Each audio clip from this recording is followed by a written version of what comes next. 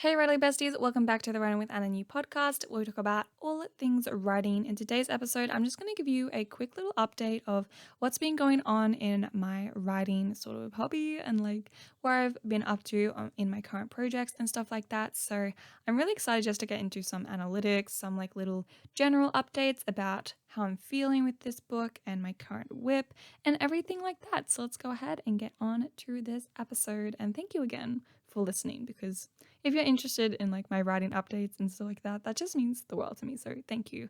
Anyways, we're gonna be talking about Project O. I did do a big spiel. I think it was like 18-minute episode yesterday that I recorded for my first podcast episode of the week, where I talked all about Project Orchestra, which was really, really fun. I love talking about all my characters and the premise and the themes of my story and stuff like that. But yeah, I have like my document up on the screen, which you can't see.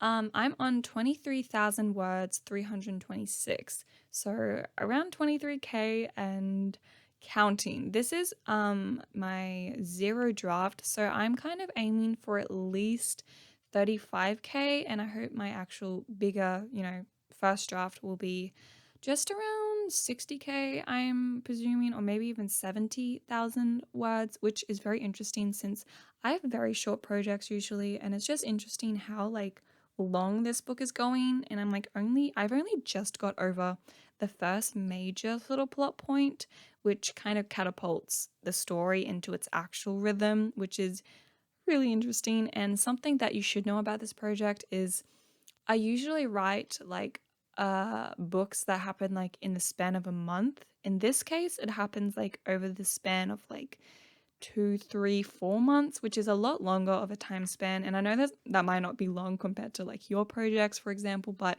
for me, I like usually do like a few days. Like that's my whole book sort of thing, or like at least a month. And that's like literally for all my projects, but maybe some of my fantasy books. Um, in terms with novellas, this is like my longest novella I've ever written. But to kind of describe Project O to you, it's essentially a sad rebellion. And that's I literally have that as like my title, a sad rebellion, Project O. And it's really, really interesting. I'm going to go through and give you an update of what chapter I'm up to. I'm up to chapter 15 of my project. And if you guys don't know, I do multiple POVs of just the two main characters. So it's Alex and Lewis.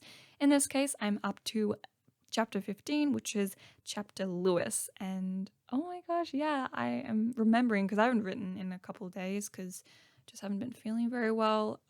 But it just feels nice being in my project again, just like having the document open. So yeah, so right now I think yeah.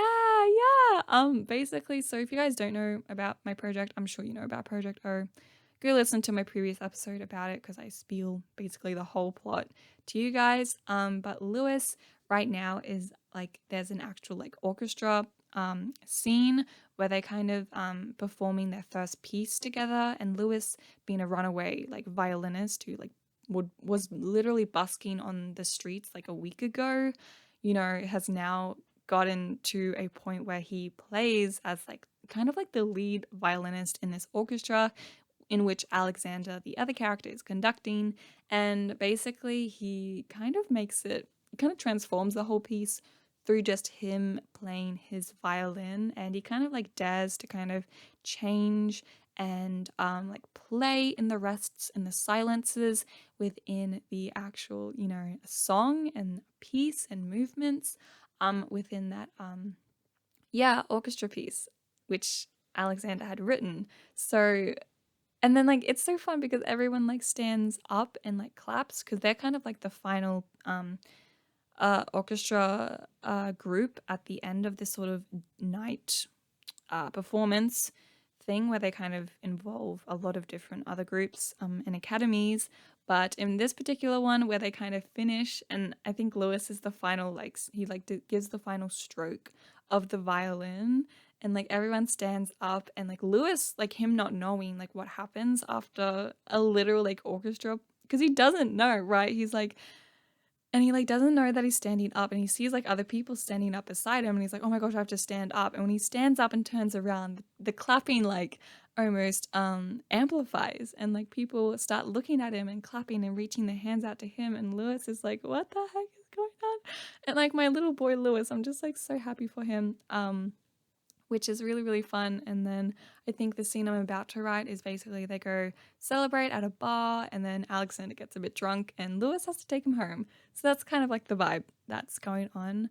In terms with like any other updates with this particular project, yeah, I'm kind of like in the midway sort of way. I'm definitely way through the introduction of the story, but I am struggling a little bit with, and I talked about this a lot with one of my friends who kind of asked me, like, Anna, isn't it hard to explain how music sounds?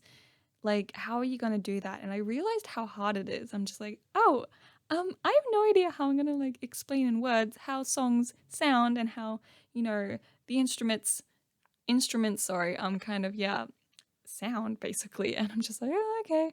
And now I'm kind of realizing that it is a little bit difficult, but I think I find a lot of refuge in the current POVs I'm writing. So for example, for Lewis, in which I kind of explain this whole piece, it's through Lewis's POV in a way. So I'm actually able to use the way he thinks about music. And I think he thinks about music as colors within his mind, which kind of helps me explain it a bit because I'm like, Lewis, you help me explain this. I need you.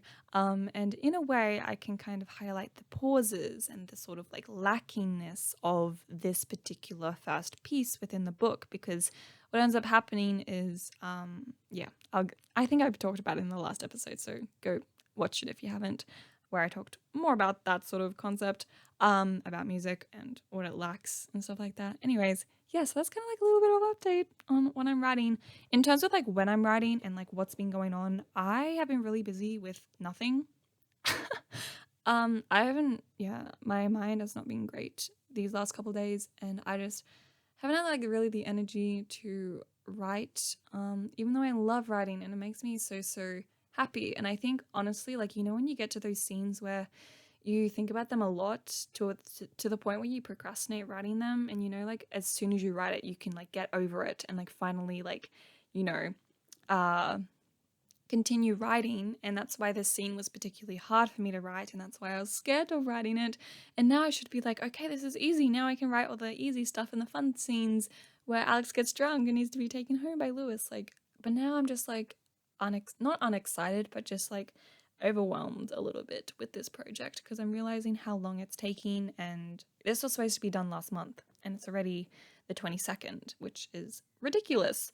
But I love this project, like I love it so much. So I haven't been writing very consistently basically, but when I do write, I write quite a lot, which is really interesting. And I think I did do an episode where I talk about like my writing routine and like my life as a writer. And I usually write at uni, like before my classes, which might be naughty. I don't think it's naughty. Or I write like at a particular time, which is like where the sun sets. I love that time of day. So great. But yeah, there's some running updates for you. I hope you guys are writing well and just remembering that your project is meant to be written and it will be written eventually. Don't put too much stress on you not writing for a couple days or even a week or a month. Like, you'll come back to this project and realize how much you love it and how much you need to finish it, because something that helps me get going and keep going is the fact that I can actually get to a point, hopefully eventually. Oops, sorry guys. I'm gonna be talking in the dark for a bit because my phone just ran out of storage. But what was I saying? Yes. So I like a last thing to say in this episode, because it is going on for quite a while, is that if you want to be motivated to write your book, thinking about it being in a full circle at the end and like getting to that end to see your whole book in one picture frame is such a rewarding thing. And that's what I think about when I think about this project, and just seeing it done, seeing the last scene, and just like, yeah, it helps me so much. And that's basically the one thing that allows me to write and finish books, is to finish the actual story, and have it down on the page, which I think is really important. Anyways, yeah, thank you so much for listening. Sorry my camera kind of died toward the end, but yeah, thank you so much for being interested in my writing updates. It does mean the world, and I really do hope your projects are going well and you're taking care of yourself, because that's also really important. Anyways, I love you guys, and I hope to see you in my next writing episode. Okay, bye bye.